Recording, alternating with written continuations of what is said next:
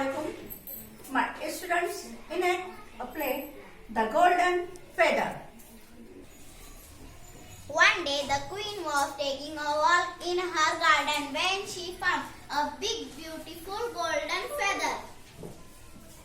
Then she met a little man. He said, "If you give me that feather, I will give me 3 big diamonds." "No, sorry," said the queen. Then she met an old woman. The old woman said, "If you give me that feather, I will give you necklace of 21 pearls." "Sorry," said the queen. Then she met the king. The king said, "If you give me that feather, I will give you 99 gold coins." "Sorry," said the queen. Then she met a little prince. He said, "Oh, Mama, what a bright, beautiful feather. Take it, my dear.